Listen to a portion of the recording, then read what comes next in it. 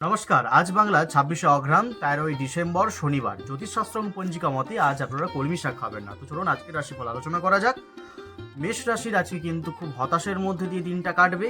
বৃষ রাশির আজকের দিনটা কিন্তু অশুভ, অর্থাৎ অ্যাক্সিডেন্ট হওয়ার একটা প্রবল যোগ রয়েছে। মিথুন রাশির আজকে কিন্তু নতুন কাজ আসার একটা প্রবল যোগ রয়েছে, কিংবা নতুন কিছু আরম্ভ করলে, অর্থাৎ কর্মসংস্থান হতে পারে কিংবা রিলেশনশিপ হতে পারে, সেগুলো শুরু করলে মিথুন রাশির আজকে দিনটা কিন্তু খুব ভালো যাবে। কর্কট রাশির আজকে কিন্তু মিথ্যা অপবাদে ভুগতে হবে, অর্থাৎ কর্কট রাশির জাতক জাতিকারা আজকের দিনটা কিন্তু খুবই সাবধান। আপনারা এমন কোনো ডিসিপ্লিন জাতীয় কাজ করবেন না যে কাজের মাধ্যমে আপনাকে মিথ্যা অপবাদে জড়িয়ে পড়তে হয়, কারণ আজকের দিনটা আপনার জন্য কিন্তু খুব মোটেও একটু ভালোও নয়। সিংহ রাশির আজকে কিন্তু পারিবারিক কলহল লক্ষ্য করা যাবে। কন্যা রাশির আজকে কিন্তু অর্শ রোগে কষ্ট পাবে।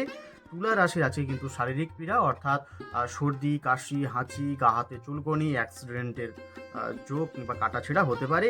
বৃশ্চিক রাশির আজকে কিন্তু হতবুদ্ধি, অর্থাৎ বৃশ্চিক রাশির জাতক জাতিকাদের আজকে কিন্তু ডিসিশন নিতে কিন্তু খুব কষ্ট হবে এবং মানসিক যন্ত্রণায় আজকে কিন্তু কষ্ট পাবে।